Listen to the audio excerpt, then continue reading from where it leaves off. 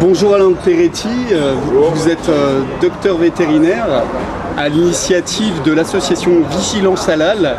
Vigilance Halal qui a tenu des états généraux réunissant des scientifiques et d'autres vétérinaires sur la problématique de l'abattage halal qui pose toute une série de problèmes d'ordre sanitaire et d'ordre de traçabilité, d'étiquetage et d'information du consommateur. Bonjour Alain Peretti.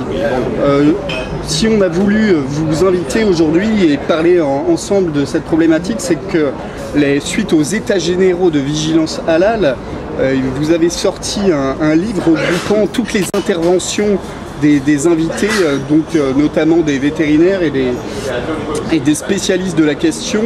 On va commencer par définir ensemble, je vais vous écouter sur votre définition de l'abattage halal qui est mal compris du grand public. Oui, alors, d'abord, avant de commencer sur ce sujet, je voudrais dire qu'il n'y a pas une problématique, il y a des problématiques du halal. Le halal, justement, pose toute une série de problématiques que nous nous efforçons de développer au sein de l'association.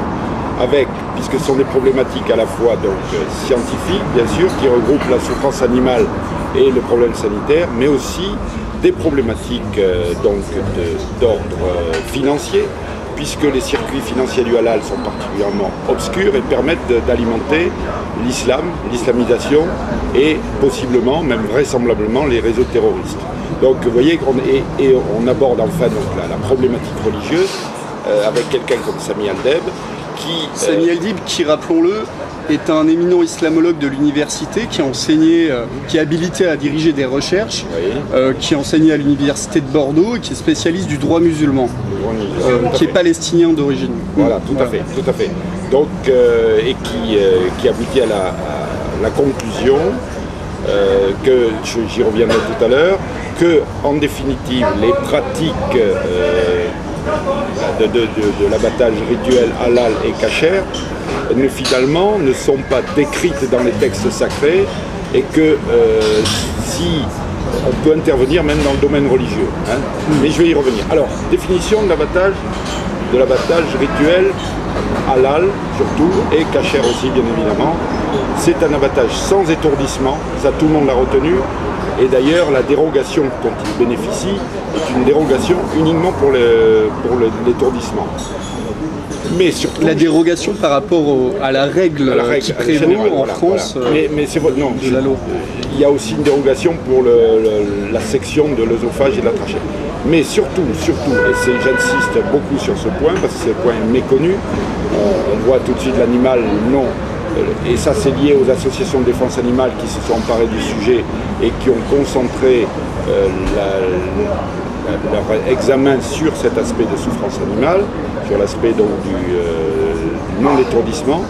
Mais surtout, moi j'insiste sur le deuxième point, le deuxième scandale d'abattage rituel, la saignée se fait non pas par deux petites incisions qui permettent de sectionner la trache, l'œsophage, donc qui permet de sectionner simplement les vaisseaux sanguins, donc les carotides et les jugulaires, mais c'est un égorgement large qui coupe toutes les structures du cou jusqu'aux vertèbres.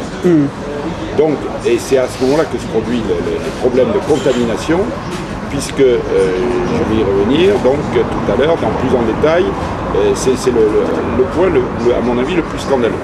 Et troisième point, parce qu'il y a trois piliers, donc souffrance animale, qui est évidente, entorse sanitaire et hérésie sanitaire avec la section large.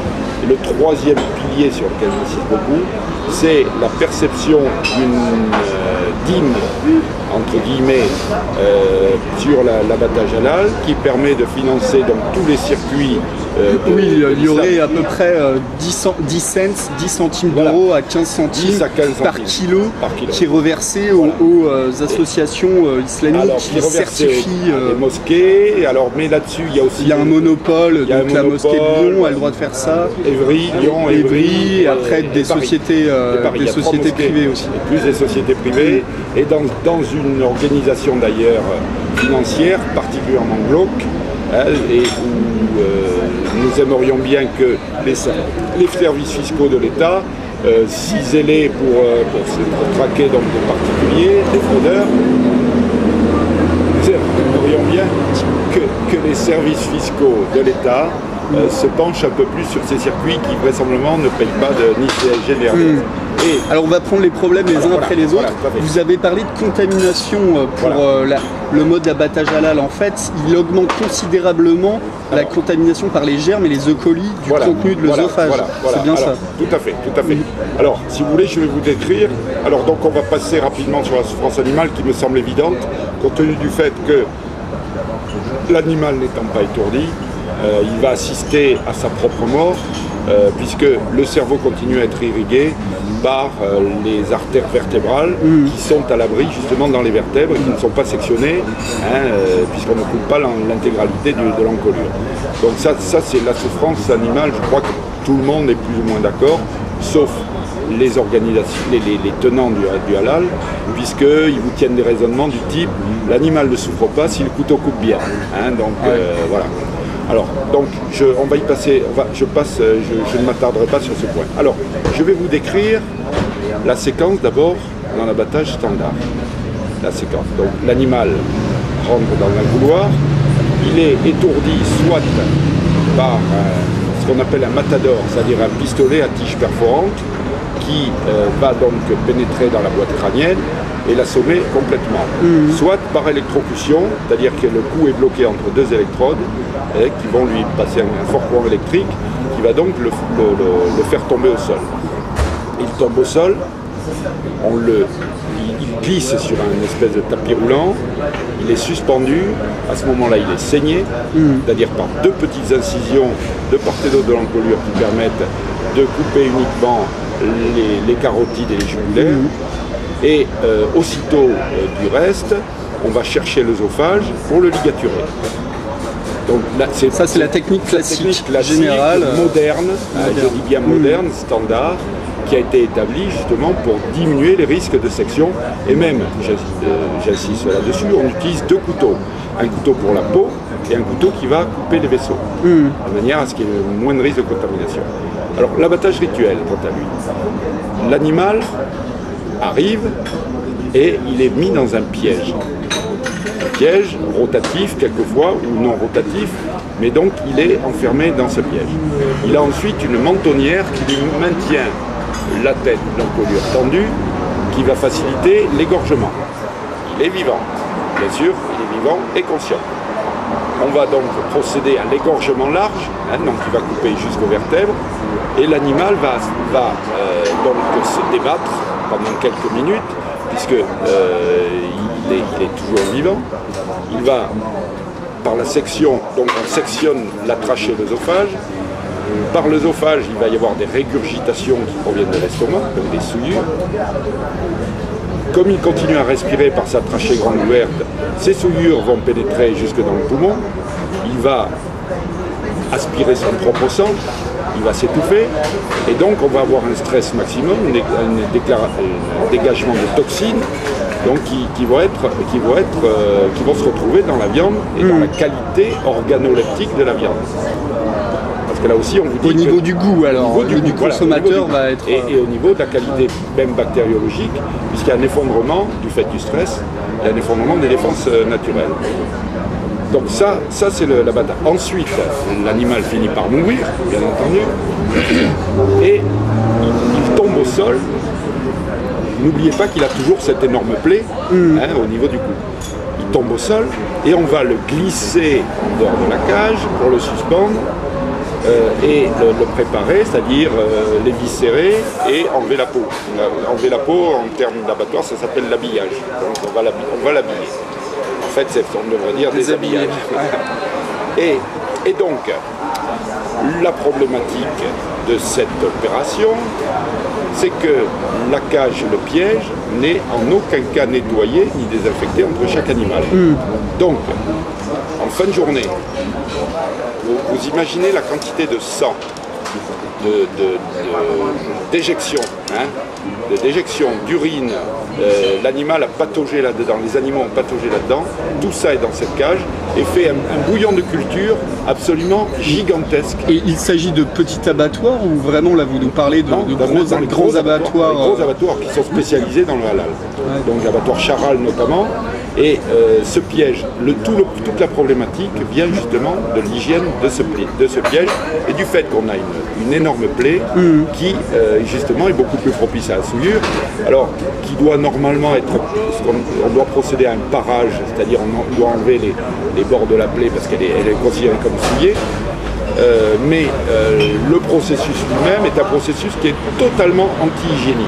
Oui, tout l'environnement de travail du coup est souillé et peut contaminer de manière... Il faut savoir que justement le sang est un milieu de culture absolument, c'est le meilleur milieu de culture qui existe pour la multiplication des germes.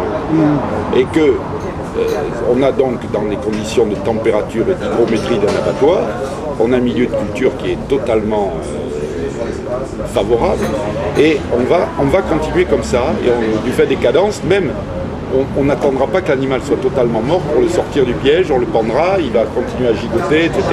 Donc c'est une hérésie totale. Il y a des vidéos qui circulent d'ailleurs sur internet qui montrent un petit peu ce phénomène, mais surtout j'insiste, on ne voit pas le piège, on ne cible pas sur le piège qui est lui-même particulièrement souillé. D'accord, mais on pourrait se dire que bon, si les consommateurs musulmans veulent manger de la viande halal et qui sont au courant de tous ces aspects, qui prennent un risque sanitaire, s'ils sont d'accord pour souscrire à ce risque, apparemment les autres consommateurs qui ne voudraient pas en manger, ça ne poserait pas de problème. Mais il y a un problème de traçabilité aussi. Je crois que les consommateurs mangent à leur insu, par défaut d'étiquetage, de la viande qui est abattue de manière rituelle, de manière de plus en plus importante en France. Alors, quels sont à peu près les chiffres Alors, les chiffres ne sont pas forcément faciles à établir, mais ce qu'on peut dire à l'heure actuelle, c'est qu'il y a 60% des abattoirs français qui font du halal. Alors, ces 60% d'abattoirs français font du halal, c'est-à-dire qu'ils en font eux-mêmes une partie, c'est pas 60% des volumes. Alors, oui, alors je dis 60% des abattoirs, alors c'est pas 60%. Normalement, et justement, je vais vous expliquer les actions que nous faisons à Vigilance Halal, les actions judiciaires, elles sont basées justement là-dessus. Alors, revenons au problème de la traçabilité de l'étiquetage. Cet étiquetage a été demandé de la part de nombreuses personnes. Et là, on parle de l'étiquetage qui ne concerne pas les produits du secteur halal classique, et, qui sont dénominés en tant que tels pour le consommateur musulman, mais des produits halal qui ne sont pas étiquetés et qui arrivent dans le circuit classique et qui sont distribués par la grande distribution et que tout le monde peut acheter à son insu. Tout à fait. Ça. Alors, ce qu'il faut savoir, c'est que justement pour éviter l'étiquetage qui est soi-disant été stigmatisant, au passage le terme de stigmatisation est totalement vide de sens. C'est un terme employé à tort et à travers sur tous les sujets. Est-ce qu'on se préoccupe de stigmatiser les fumeurs quand on met une annonce mortuaire sur les paquets de cigarettes et qu'on les oblige à sortir à l'extérieur pour fumer leur poison préféré? Non, on ne se pose pas de questions, pourtant ils sont stigmatisés. Et c'est un problème de bien commun et de santé publique. Donc on pose encore une fois les choses dans les mauvais termes. Donc il faut toujours la précision des termes. Donc mal nommer les choses, c'est ajouter du malheur au monde, disait Albert Camus. Donc voilà, j'aime citer cette phrase parce qu'elle est vraiment très révélatrice de notre époque. Donc il avait été normalement si on abattait uniquement pour les communautés concernées, il ne devrait pas y avoir plus de 10% de halal en France.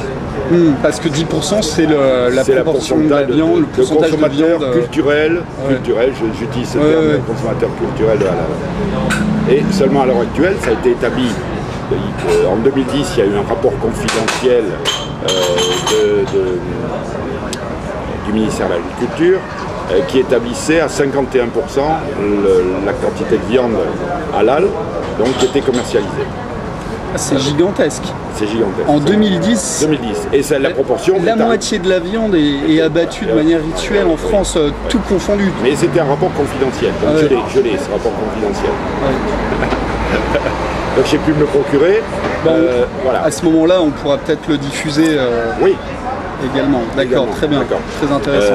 C'est un document très... Bon, il y a 54 pages, hein, donc, mais là-dessus, il y a tous les tonnages de viande, etc. Et c'est évidemment, les proportions n'en fait que croître et embellir depuis, et maintenant, je pense qu'on est à 60%. Alors, ce qu'il faut savoir, c'est qu'un abattoir qui fait du halal a beaucoup de peine à ne plus faire de halal pour... donc il est absolument impossible d'avoir de chaîne. Pour justement, ces temps, je vous l'ai évoqué tout à l'heure. Les abattoirs rationalisent et standardisent leur mode de production. C'est-à-dire qu'à partir du moment où vous avez vu, là où je vous ai décrit les deux modes d'abattage, vous voyez qu'ils peuvent difficilement coexister dans un même abattoir, puisqu'il y a des pièges qui sont différents. Ouais, ce sont des lignes qui doivent être différentes. Donc on ne peut pas faire dans un même abattoir au cours d'une même journée, abattre uniquement à un moment et ensuite abattre en standard après. Ce qui fait que pour des raisons de rationalisation, on abat tout en halal puisque le consommateur lambda, c'est-à-dire nous, ne savent pas et de toute façon nous ne disons rien. Alors il y a une tentative, je crois que c'est le député Nicolas Dhuicq qui a participé d'ailleurs aux états généraux sur la viande halal que vous avez organisé. Il avait demandé, il y a ça 2-3 ans, à ce qu'il y ait un étiquetage spécifique qui informe les consommateurs afin de ne pas manger de la viande halal à notre insu. Tout à fait. Et ça a été refusé. Ça a été refusé, il a subi d'amicales pressions de la part de ses amis politiques.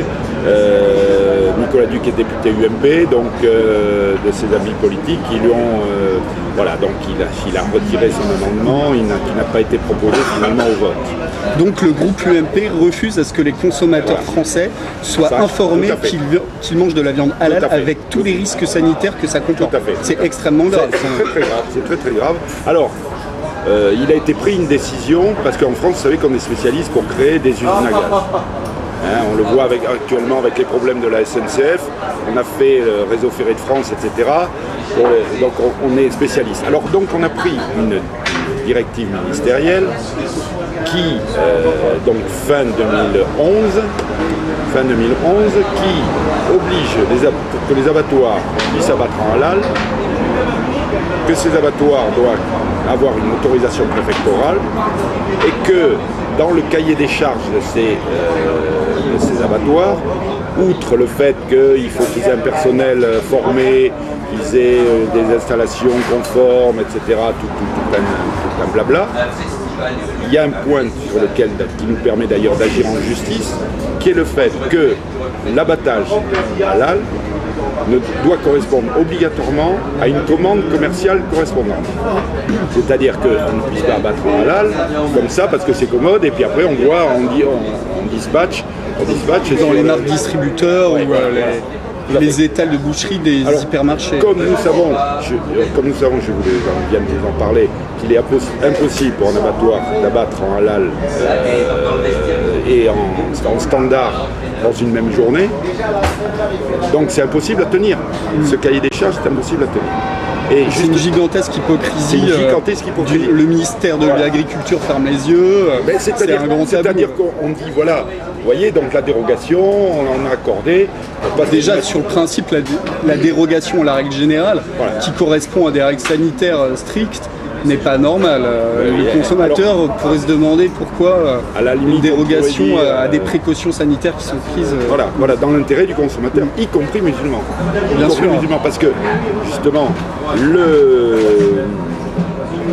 les gens, donc, je vous dis d'ailleurs, parce que parmi les raisonnements spécieux qu'on entend, il y a des gens qui disent, y compris donc de chez nous, qui viennent des pays du Maghreb ou autres, en disant mais moi j'ai mangé halal toute ma vie, je ne suis pas malade.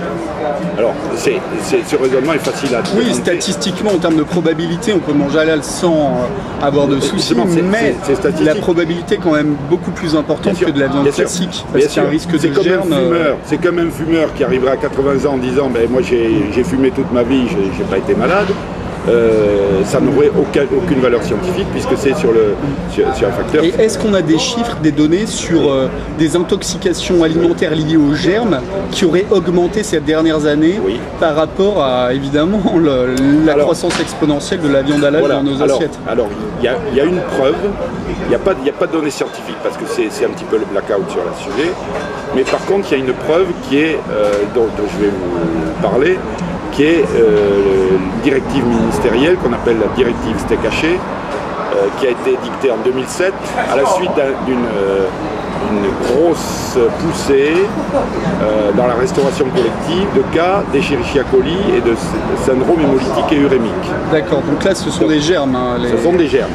En 2005, c'était la montée en puissance justement de l'abattage halal. Ça correspond.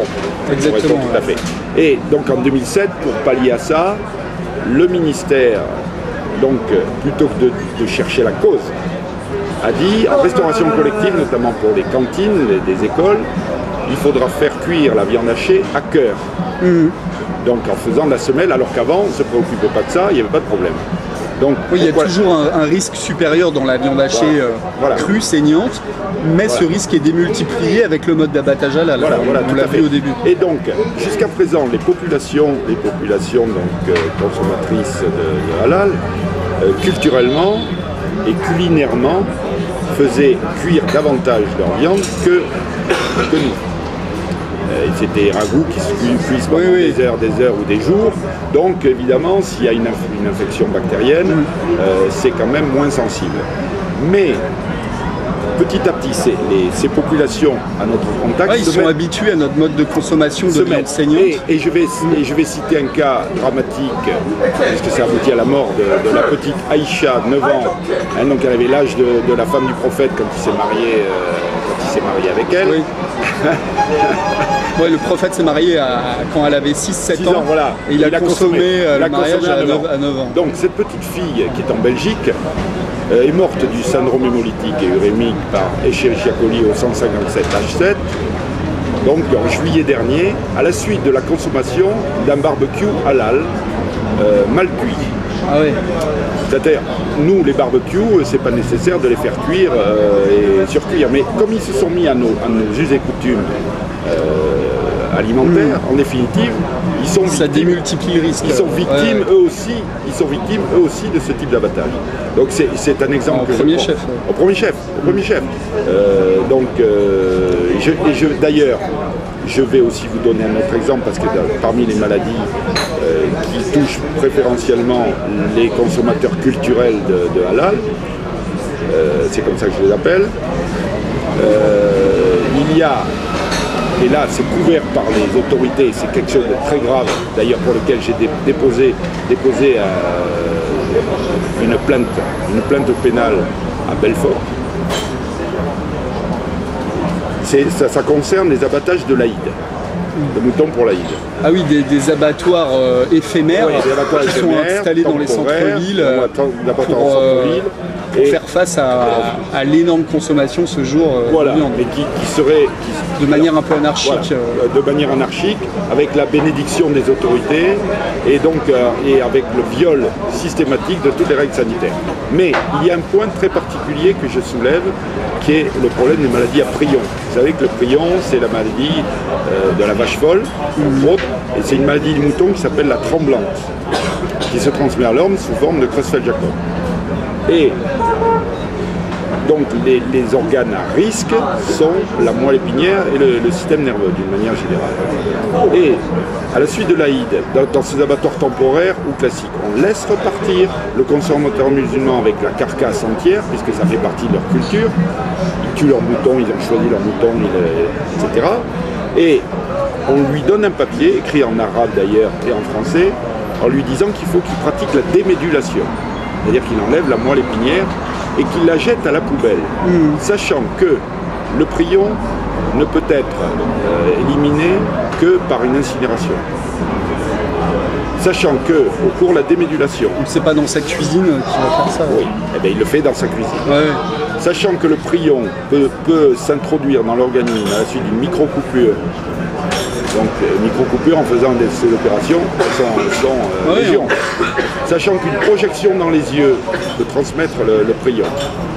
Sachant que dans les abattoirs, justement, quand on se débarrasse ce qu'on appelle des MRS, c'est-à-dire des matériaux à risque spécifique, les opérateurs, les ouvriers ont des lunettes et des gants. Je dis que, et l'État le sait, ce sont des données scientifiques qui sont connues. L'État, en laissant faire ça et en laissant mettre la démédulation à la poubelle, commet une faute qui est du ressort pénal.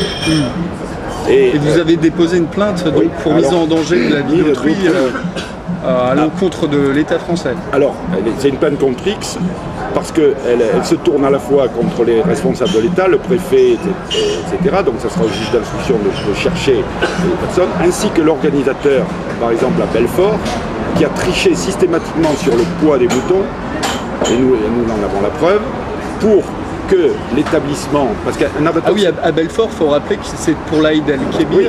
Il y a eu un abattoir sauvage qui a été... non, il n'était pas sauvage, il était il était avec la... Autorisé par la préfecture, oui, mais sur la place publique, oui. un abattoir éphémère qui n'avait aucune garantie sanitaire. Il ne peut pas avoir de garantie sanitaire, puisque un abattoir est ce qu'on appelle un établissement classé qui correspond à certaines normes. Et d'ailleurs, on a fait fermer beaucoup de petits abattoirs de proximité qui rendaient service aux éleveurs parce qu'ils ne correspondaient pas aux normes. Et là, on réintroduit des abattoirs temporaires. De fortune, quoi. De fortune. C'était sous une tente, sur un parking en plein centre-ville, à moins de 100 mètres d'habitation et à 300 mètres de l'hôpital. En plein centre de Belfort. En plein centre de Belfort. C'est dingue. Ah oui. Oui, on va mettre les photos. Donc, et là, donc, il y a une plainte au pénal qui a été déposée par Vigilance Halal. Et voilà, donc nos deux actions judiciaires, c'est des plaintes au pénal qu'on va multiplier contre les abattoirs temporaires et des plaintes et des actions devant les tribunaux administratifs pour demander la suspension de l'abattage halal dans tous les départements où on agit, parce qu'on n'a pas les moyens d'agir dans tous les départements où il y a des abattoirs halal, mais en demandant le registre des commandes et le refus de communiquer sur ce registre fait l'objet, d'ailleurs à l'heure actuelle, de procédures devant les tribunaux administratifs pour demander la suspension tant qu'on n'est pas assuré que c'est ce point de la dérogation, parce que la dérogation est quand même assujettie à des commandes spécifiques, et si on ne peut pas vérifier ce point, l'abattage doit être suspendu. Voilà un petit peu nos principales actions judiciaires. C'est-à-dire que pour un tonnage de viande halal doit correspondre à une commande, voilà. d'un distributeur. Voilà, un distributeur halal qui voilà, donc tout simplement, c'est le but. Alors qu'en fait, on sait très bien qu'il y a, s'il y a la moitié de la viande française qui est battue de manière halal, voilà. Ça ne correspond pas à des commandes, mais c'est de la viande qui part sur les circuits classiques et qui se retrouve dans les assiettes de tous les Français. Voilà. Alors il y a un raisonnement pervers, de la part des éleveurs, des organisations professionnelles agricoles, qui est complètement débile en disant il y a quand même un marché, un gros marché, donc il faut y répondre, il faut le faire, il faut l'assumer, et parce qu'il y a évidemment une crise de l'élevage, hein. Mais moi je leur dis, de toute façon, à l'heure actuelle, avec tout ce que vous faites, vous ne voyez pas où scier la branche sur laquelle vous êtes assis, parce que l'image de marque de la filière viande est en train de dégringoler avec les affaires Swanguero ou autres, est en train de dégringoler extrêmement rapidement. Donc, d'ailleurs, je profite de ce paragraphe dans notre entretien, si j'ose dire, pour dire que l'abattage halal s'est parfaitement inséré dans ce que j'appelle la malbouffe. C'est-à-dire que la massification de l'élevage et de l'abattage et de la distribution, qui est un véritable cauchemar en définitive, cette massification, eh bien l'abattage halal, c'est très bien adapté à ça. Et il s'intègre parfaitement là-dedans, puisque ça permet de faire encore davantage, il y a pour des raisons de gros sous.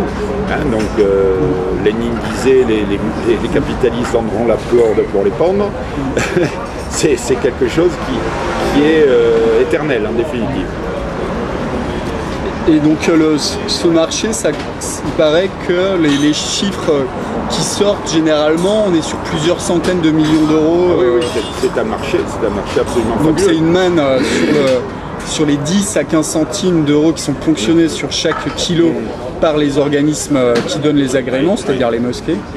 Ça crée une manne financière gigantesque. Oui, alors les 10 à 15 centimes, c'est uniquement, à mon avis, la partie émergée de l'iceberg. Parce que ces chiffres, on les tient des confidences de Kamel Kaptan, qui est donc le recteur de la mosquée de Lyon, qui avouait donc percevoir 10 à 15 centimes du kilo. Mais pour 10 à 15 centimes du kilo avoué, je pense que le marché est encore plus juteux. Oui, parce qu'il donne des autorisations à des sacrificateurs et le sacrificateur, entre guillemets, doit payer 150 euros tout à fait. pour avoir le droit de sacrifier dans les abattoirs. Voilà. Mais il doit récupérer une sorte de licence de droit à abattre. Il doit récupérer ses 150 euros d'une autre manière. Quel est le statut d'ailleurs fiscal de ces sommes qui sont versées? On aimerait bien savoir si elles payent la CSG, RDS, les cotisations sociales, etc. Non.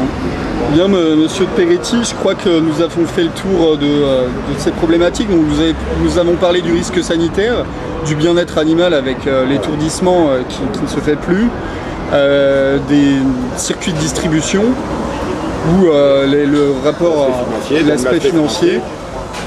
C'est assez inquiétant tout ça. Donc Vigilance Halal a déposé plusieurs plaintes. On va suivre ça de très près.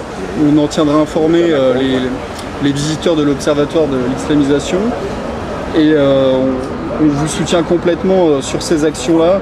Et on invite nos auditeurs à vraiment se procurer les actes du colloque Vérité sur la viande halal qui a été dirigé par le docteur de Peretti avec d'autres médecins vétérinaires. Oui. Et donc on vous tiendra informé de tout ça, quoi. Merci beaucoup. Voilà. Alors si je peux dire un dernier mot, vous pouvez vous procurer le livre en envoyant un chèque de 18 € à Vigilance Halal, boîte postale 40 000 oui, on va l'écrire. Ah d'accord, vous l'écrivez, d'accord. Ok. Voilà. Ainsi que l'email. Et nous avons besoin d'aide financière, bien entendu, de toute aide logistique. On peut adhérer à notre association. Adhérer à 10 € l'adhésion simple, 50 € et plus l'adhésion de soutien. Pour payer les actions en justice, voilà. Les frais d'avocat. Et aussi donc, moi, pour les personnes qui nous regarderont, je me déplace dans toute la France pour des conférences, donc je me déplace à mes frais. Donc il suffit de trouver une salle et de réunir un cercle d'amis et de connaissances, et je viens apporter la bonne parole. Très bien. Allez, bon courage à vous. Merci. Bonne journée.